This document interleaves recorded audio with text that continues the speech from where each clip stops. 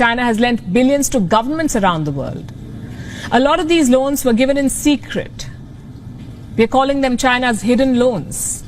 And they're burning a hole in the pockets of the borrowers. If China's economy collapses, these countries will all suffer. And that's just part of the problem.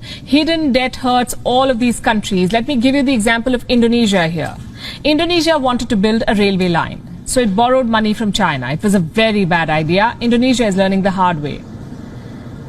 It took $4.5 billion from China for this railway line. The project was launched in 2015. 6 years later, the cost of the project has shot up to well over $8 billion, from $4.5 to $8 billion, almost double of what was initially agreed. Now, what do? You cannot abandon the project midway. So Indonesia is dipping into its own state budget to pay for this railway line. And this could be just the beginning of its troubles. Most of the money Indonesia has borrowed from China is off the books. It is hidden debt. It is not reflected in official books. Officially, Indonesia owes China close to $5 billion. Unofficially, Indonesia reportedly owes China close to $23 billion. That's $18 billion of hidden debt. 78% of Indonesia's debt to China is hidden. Who took these loans? Indonesian government entities. And these are very risky borrowings. The loans were given without sovereign guarantees, meaning if the borrowers go bankrupt, the Indonesian government will face pressure to bail out. They will have to pay that money. It's a trap. Ketika berita dari India ini menyebar, maka sebenarnya ada banyak pelajaran bernegara yang bisa kita ambil hikmahnya dari informasi tersebut. Salah satunya, mengapa masih membangun dengan hutang dan minusnya APBN atau state budget di cover pakai hutangan. Oke, kita jelaskan kalau pejabat keuangan mengatakan dalam pertahanan argumennya tentunya bahwa hutang Amerika kan lebih besar dari hutang Indonesia, atau hutang Jepang itu lebih besar dari hutang Indonesia. Sesungguhnya kalimat itu tidak salah. Sungguh tidak salah. Itu adalah fakta. Yang jadi masalah adalah banyak masyarakat yang tidak paham dunia keuangan. Maka kalau dilihat secara angka, maka hutang Amerika memang ribuan kali dari hutang Indonesia. Ya bener. Tapi sekali lagi nih ya, tapi hutang Amerika itu pakai dolar, pakai mata uangnya sendiri. Hutang pemerintah Jepang juga besar. Tetapi hutang Jepang terbesar, negara Jepang hutangnya adalah ke lembaga keuangan mereka sendiri. Obligasi pemerintah Jepang atau government bond, lembaga asuransi Jepang, dan lain sebagainya. Alias hutang mereka terbesar adalah dalam bentuk yen.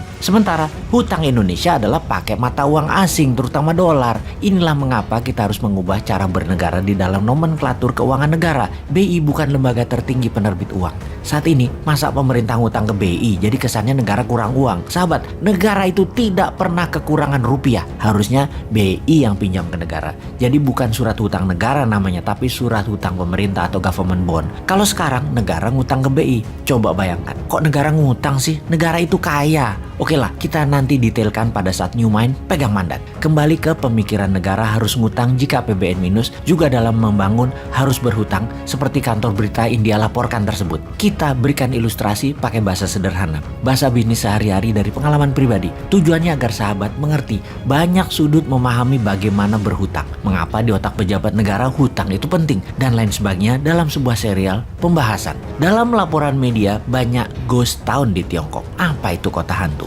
Kota atau gedung ratusan yang dibangun namun tidak ada isinya. Tiongkok memang membangun apapun melebihi apa yang dibutuhkan, atau dalam bahasa umumnya over investment. Namun hal ini memang disengaja. Kita jelaskan sederhananya. Mereka membangun rumah, pabrik besar-besaran. Dana ada yang pakai printing money, ada yang pakai pinjaman asing. Kita bicarakan yang pakai dana asing yang setiap bulan harus nyicil. Itu kita detailkan sekarang. Ketika sudah setengahnya menyicil, maka Tiongkok harus mencari negara lain untuk dibuang asetnya ke negara lain tadi, sehingga hutang mereka bukan menjaminkan aset Tiongkok tetapi menjaminkan aset dari negara lain. Oke, masih belum paham? Kita teruskan. Katakan Tiongkok pinjam dolar Amerika dengan jaminan proyek mereka di Tiongkok. Mereka perlu dolar karena dolar mata uang multi currency yang berlaku di 97% negara dunia dan menjadi alat bayar 70% transaksi dunia. Cara mengambil dolar adalah dengan meminjam dolar dan menjaminkan aset negara. Misalnya perumahan yang jumlahan ribuan tower itu. Di sini dolar masuk ke Tiongkok, membuat devisa Tiongkok naik atas dolar.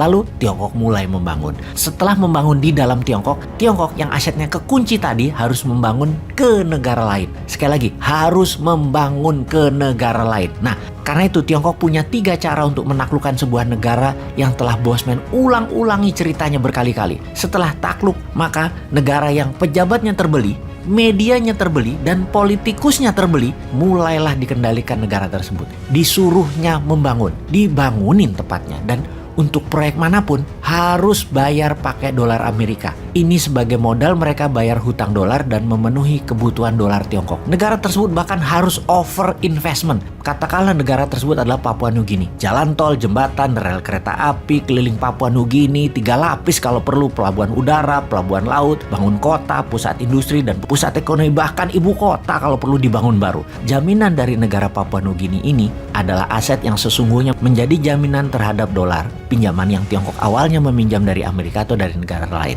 Jadi kalau diringkas, printing money proyek negara yang mengerjakan itu BUMN-nya Tiongkok. Pinjaman dana dari luar negeri juga BUMN Tiongkok yang mengerjakannya. Di mana BUMN Tiongkok tadi juga harus membangun di negara jajahan ekonomi Tiongkok tadi. Di mana dolar masuk dari 2 arah sekarang, dari pinjaman Amerika dan dari cicilan negara jajahan Tiongkok. Aset pinjaman Tiongkok bukan lagi aset milik Tiongkok, tetapi aset dari negara jajahan. Itu namanya ekspor debt. Itulah jagonya Tiongkok yang ngerjain negara yang tidak berdaulat, yang pejabatnya bermental cuan, yang terbeli. Tapi pasti bukan Indonesia untuk hal itu. Indonesia mah pejabatnya pintar semua.